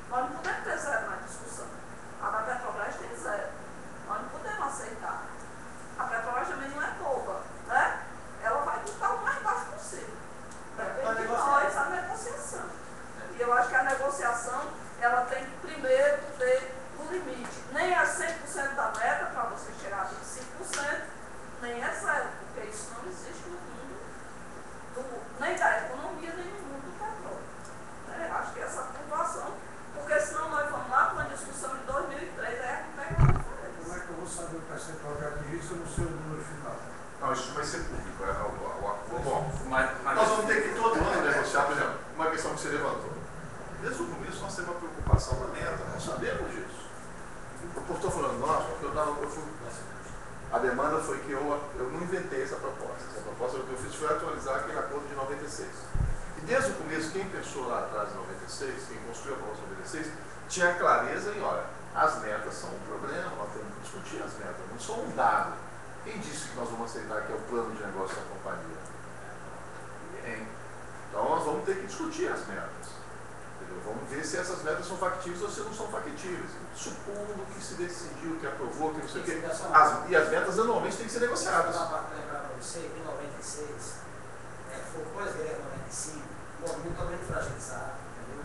Então se aproveitaram para poder debater essa questão, entendeu? Naquele momento foi muito inoportuno, pelo momento de Messidão estar rebaixado, massacrado, perseguido. Mas vou te dizer, vou dar uma maior segurança do ponto de vista técnico. Se vocês conseguissem. Tem um debate. Você lembra disso? Você lembra disso? Lembro, mas essa proposta ela não está mal construída, essa proposta de 96 que foi atualizada. Não está mal construída. Não está mal construída. Que aí nós temos que buscar mecanismos de controle. Agora, tem uma discussão política que a FAFA está levantando das metas. A decisão que o pessoal tomou foi assim, João. Nós não temos. O que acontece? Aquela coisa viemos por um caminho há 12 anos. Há 12 anos não, desde 95. O monopólio. Nós queremos 25%, mas é distribuído igual para todo mundo. 25% igual para todo mundo. 25%. Todo ano nós falamos isso. Todo ano, isso é manchete de todo jornal quando começa a negociação no PDR. É ou não é manchete de jornal de vocês aqui? Nós nunca fizemos isso, nós nunca negociamos um montante, nós nunca tivemos força política para impor essa negociação. Então, a estratégia do pessoal foi o seguinte: por meio disso aqui, eu vou criar algum mecanismo que eu tenho um mínimo de controle sobre esse processo, porque hoje em dia não tem nenhum. O valor é dado. Eu vou lá negociar e esse ano. E aí nós chegamos no imbróglio desse ano. Então, a estratégia de quem pensou isso aqui, eu não estou fazendo nenhum juízo de valor, se foi positivo ou foi negativo, foi o seguinte: como é que eu tento influenciar nesse montante? O que eu consigo influenciar nesse montante? Porque hoje em dia eu não influencio nada. Ele é um dado. Bom, vou influenciar criando esse mecanismo que vincula a meta a dividendos, e aí com isso eu consigo influenciar e chegar, se a empresa bater todos os dividendos, chegar aos 25, que eu nunca cheguei. Então, foi essa a lógica que o pessoal que montou a proposta, quando o pessoal montou a proposta, o pessoal trabalhou nela para chegar a isso. E aí, só para mostrar para vocês qual é o tipo de problema que cria, e a Fafá tem razão. O Dedé falou isso no seminário de ontem. Falou, não temos que discutir remuneração na Petrobras. É isso. Nós perdemos esse debate lá atrás. Pra vocês terem uma ideia, hoje em dia, um menino que entrou na Petrobras, isso aqui é metade da renda dele anual. Como é que eu dialogo com ele e mobilizo ele para salário base, se ele sabe que no ano passado entrou no bolso dele 19 mil reais. Aí eu tiro o imposto de renda, entrou no bolso dele 16, 15 mil reais. A renda anual dele, se ele não for da operação, é 15 mil reais, 16 mil reais. Então, criou um problema. Os caras foram eficientes. Eles foram eficientes no neoliberalismo, né? Muito eficientes. Hã? Só a área 2 mil, tinha cara novo.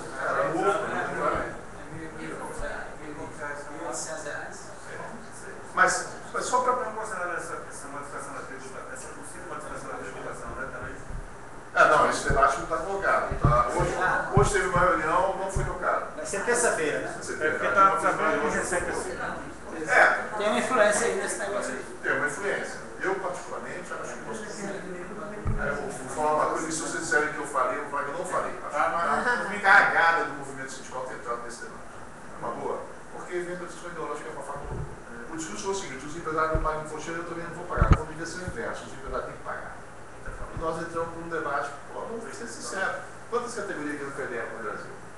Uma PDR que nós falou. 3, 4 é bancários, eletricitários, petroleiros e automotivos. O resto dos trabalhadores não ganham uma PDR dessa vez. O Correio ganha R$1.000.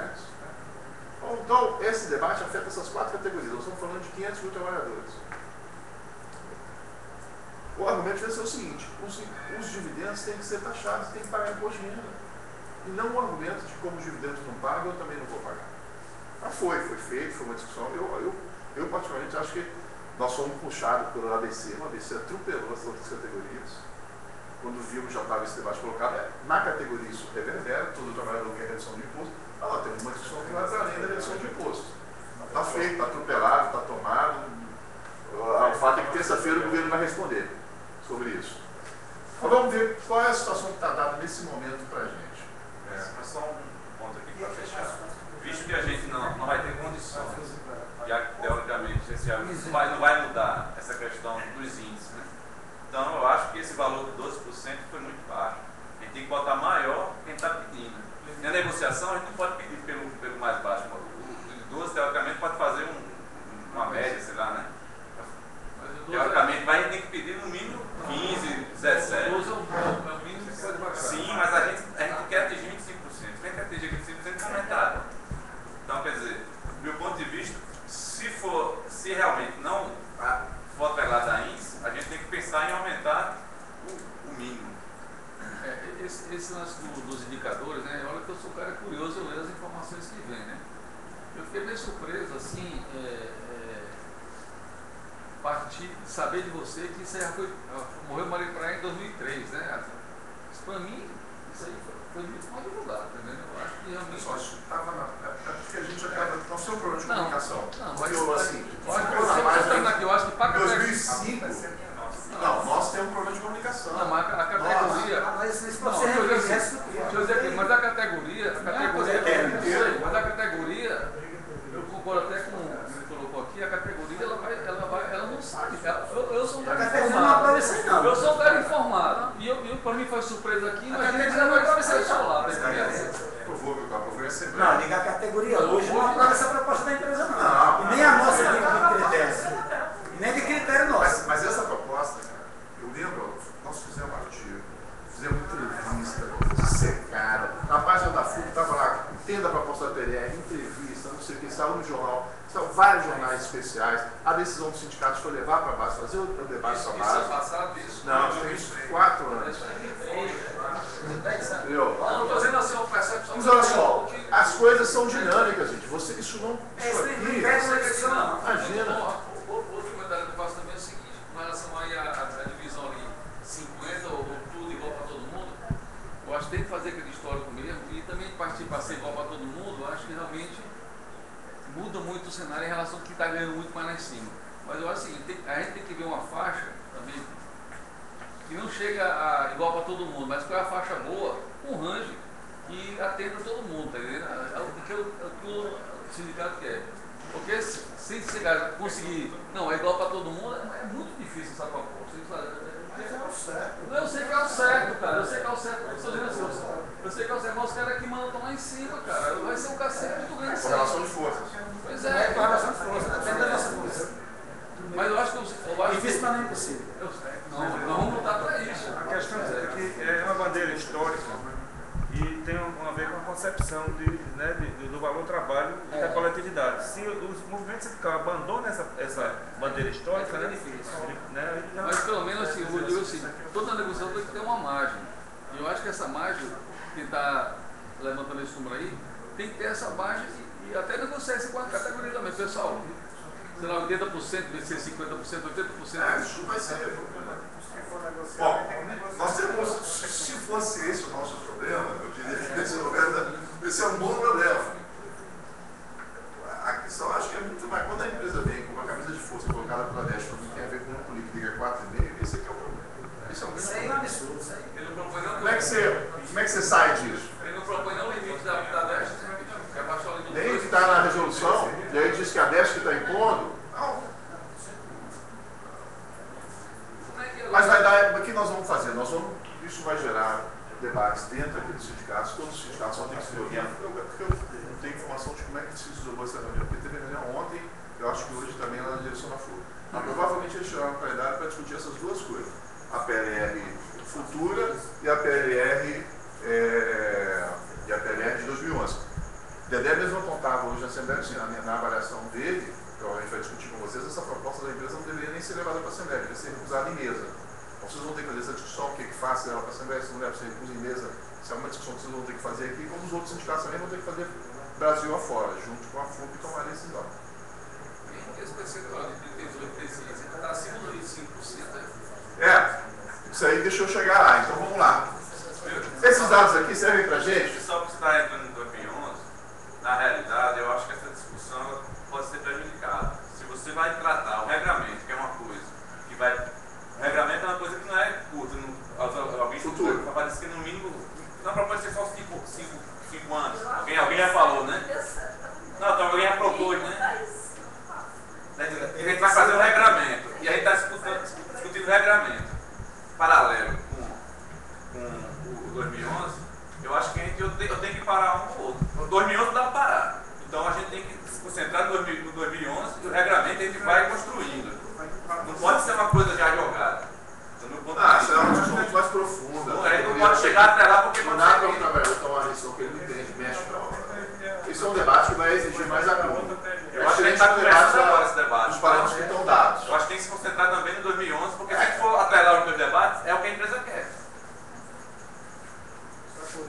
Mas vamos pegar 2011, pega 2011. Vocês têm que fazer esse debate e colocar e fechar a posição sobre isso. Porque tem gente que pensa ao contrário. Que a partir da PNR 2011 você vai conseguir pressionar para melhorar a PNR futura. As coisas se misturam. O fato é o seguinte, a situação que está colocada em 2011 é uma situação que vai mexer muito com o trabalhador. Para sair do que está colocado, só com muita mobilização. E com muita mobilização você pode sair, mas o desafio que está colocado é isso, é mobilização. Por que eu estou dizendo isso? Aqui eu tenho quadro, eu botei 2009, mas o que interessa para a gente mais é 2010 e 2011. Mas 2009, se a gente for ver que o efetivo da companhia saiu de 78 mil para 80 mil, 77 mil para 80.500. Então, algo em torno aqui de 3.500 trabalhadores. Esses 3.500 trabalhadores que entraram em 2010, ao longo de 2010, eles receberam PLR proporcional. Certo? A PLR deles não foi cheia, foi proporcional, porque eles entraram em janeiro, em fevereiro.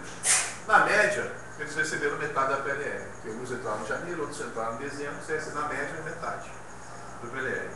Entre 2010 e 2011, entraram mais 1.500 trabalhadores.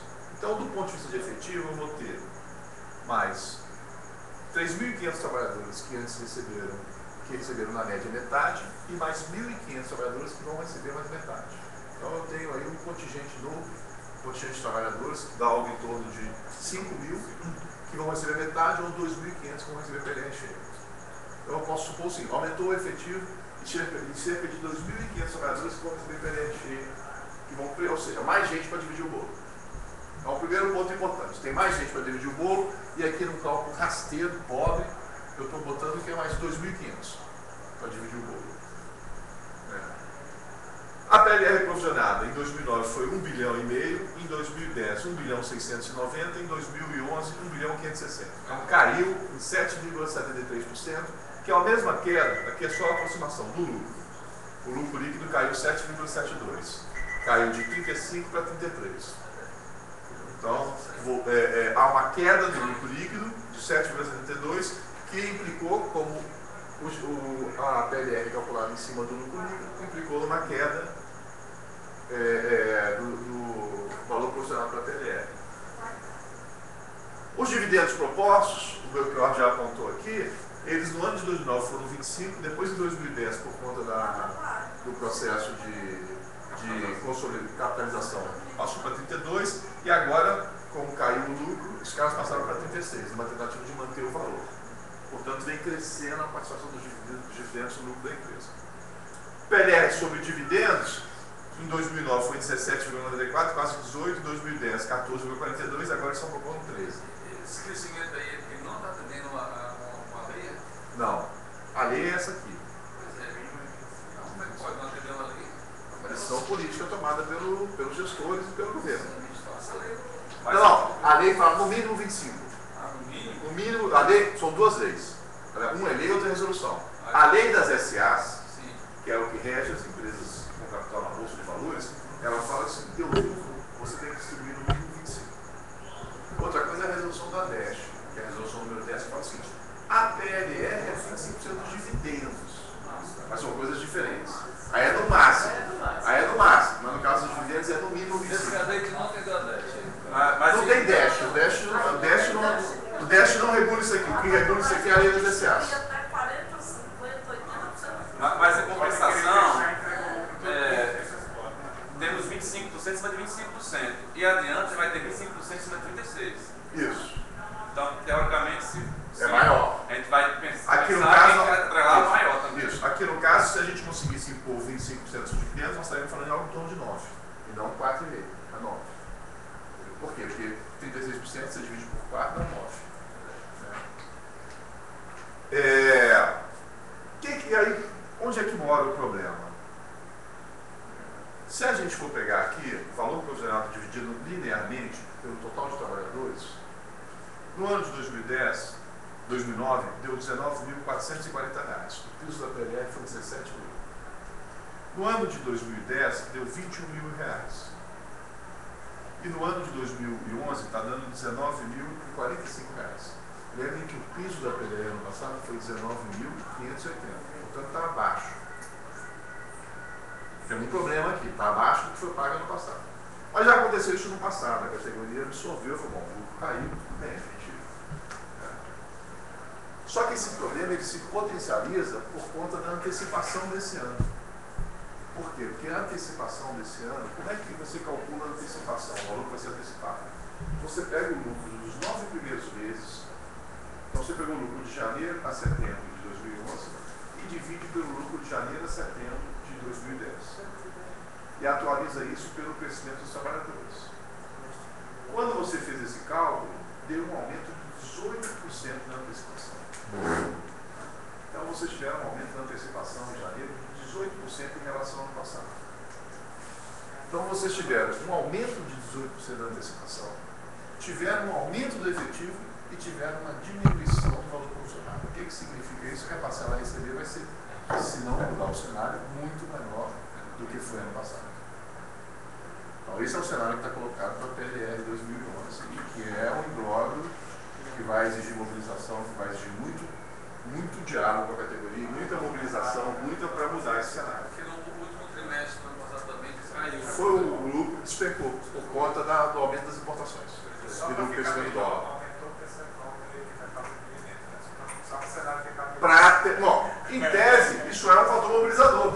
É melhor para a gente. Antes, se tivesse caído também, a gente estava numa camisa de força. Caiu todo mundo, agora nós temos um fator aqui mobilizador. Falei assim, ó, legal vocês, né?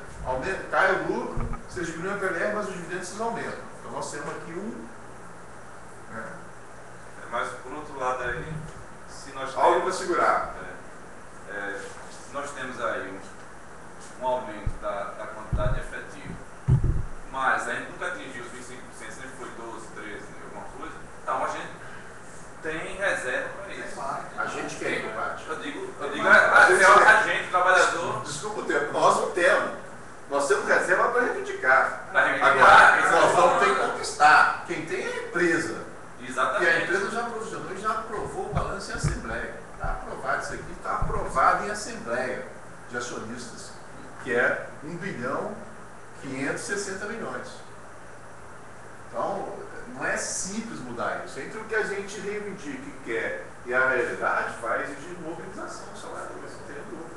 Porque uma coisa é a gente falar, é 25%, legal, como é que a gente conquista isso? Nós nunca tivemos. E mesmo nós nunca tivemos, nós nunca passamos por uma situação dessa. Porque quando caiu, no ano que caiu, a antecipação era pequena. O problema é que a antecipação esse ano foi muito grande.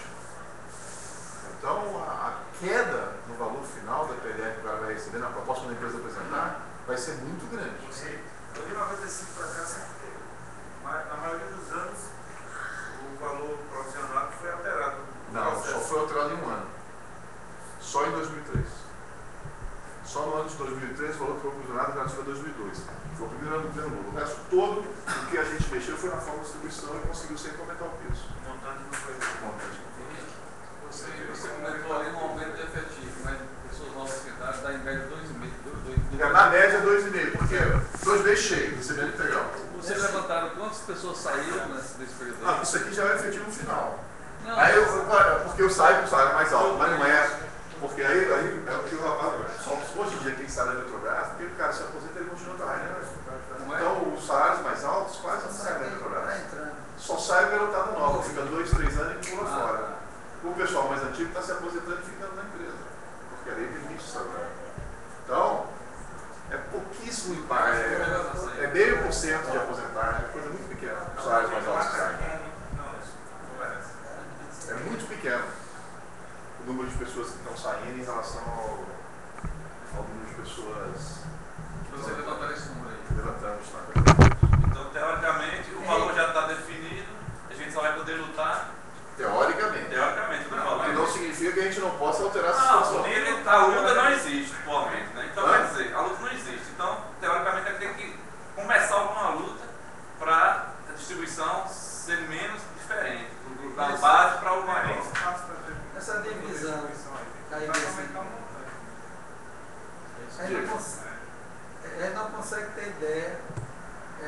desse quantidade de pessoas que está acima do piso? Aquele Aproximadamente 2/3. Ou 60%. 2/3 acima do piso. 60%. Sendo que desses 60%, uns 20% recebem aqueles 1,96 remunerações. 20%. é aquela média que você falou do meio a meio, não estava batendo com nada essa parte, né? É isso? Não estava. Todos os 60% dos trabalhadores estão acima do 247, porque em todo o nível superior, né? Eu acho que só foi muito nível superior nos últimos anos. E o pessoal é antigo na empresa, então uma parte considerável do plano de carga de salários ficou acima do 4,57A. O pessoal mais antigo. Agora, deixa eu fazer um parênteses aqui. Eu sou muito negativista. Eu passo sempre uma visão muito negativa. Sempre tenho um olhar mais negativo sobre as coisas. E é um olhar de técnico, que é diferente do olhar de vocês. Vocês não, vocês têm uma função política, de mobilização, Então não se deixe influenciar pelo meu olhar técnico com esses números que friamente são números que colocam vocês numa camisa de força. Agora a ação política serve exatamente para alterar esse quadro. Se não tiver ação política, o quadro é um quadro muito delicado. Agora, não é um quadro de vocês, é um quadro que está colocado para a base como um todo. E ele é muito delicado por conta desse aumento de 18% na antecipação. Então, ele criou uma expectativa do trabalhador que aquele valor que ele vai receber em julho é 18% maior. E, na verdade, vai ser menor. Vai ser menor do que zero. Se mantida a situação como está, vai ser menor do que o valor do ano passado. Então a antecipação cresceu 18% em relação ao ano passado e o valor final que ele vai receber é menor do que o valor que ele recebeu no ano passado. No mínimo já é uma queda de 18% aí em relação ao que ele recebeu da diferença do ano passado. Que já gastou por conta. A maior motivação que pode ter um trabalhador é ele saber que vai ser menor do que o ano anterior. Tipo, o movimento social é um pedido, fazer greve por PDR. Aí entra no debate que a Fafá colocou. Nós vamos fazer greve por PDR. O que é fazer greve por PDR? É uma greve simples, fazer greve por PDR. Fez um ano, 99. Então, 2009 fez. O fator educativo aí é que ela vai estar muito, a frustração vai estar muito perto de setembro, né? Não, é em julho. Nós temos que esse dinheiro entre julho. Pois é, para essa questão do sentido educativo, olha, o salário variável dá nisso. Vamos brigar por um salário digno. Esse ano vai ser um ano bom. A remuneração variável é isso aí. Todo esse material, gente, eu passei para o sindicato tem. Eu passei um estudo. Essa tabelazinha é fundamental. Não, tem um estudo, eu fiz essa tabela, eu fiz um estudo sobre a PLR 2011. Só estou pedindo o seguinte, para vocês segurarem esse estudo, rodar a interdireção, mas não renda para a base, porque isso vai saindo oficialmente pela FUC. Mas eu passei para o Márcio, eu passei aquele quadro comparativo, eu passei o histórico da PLR e passei o estudo da PLR 2011. Tá? Essas três coisas você já tem. Beleza. Beleza o quê? Não, o trabalho. Isso é uma briga boa. Trabalho no companheiro, né? Ah, sim, tá. Isso aí é UFC, é MMA. Agora, ficou todo mundo calado, né? Tem mais? Não, é porque eu acho assim, tem alguns elementos assim. O Henrique está colocando aqui os técnicos. Agora, nós temos dois desafios, né? Eu não sou da opinião de que porque o cara vai ficar frustrado com o PDR, a campanha salarial será melhor. É o contrário. Né? Infelizmente, a PDR ocupou um lugar tão grande na remuneração dos petroleiros que isso tem um efeito contrário. Agora, nós precisamos entender que a nossa campanha principal é do regramento. Né? A campanha do regramento é o que vai definir as relações futuras. Nós temos um desafio, porque na Petrobras isso aqui também é um elemento. Né? Ela trabalha com todas as variáveis dela e muito bem. Deixa eu falar com vocês. Acho que agora a gente desligar, está transmitindo, a gente está discutindo estratégia. Como é? Está transmitindo, nós estamos discutindo estratégia aqui.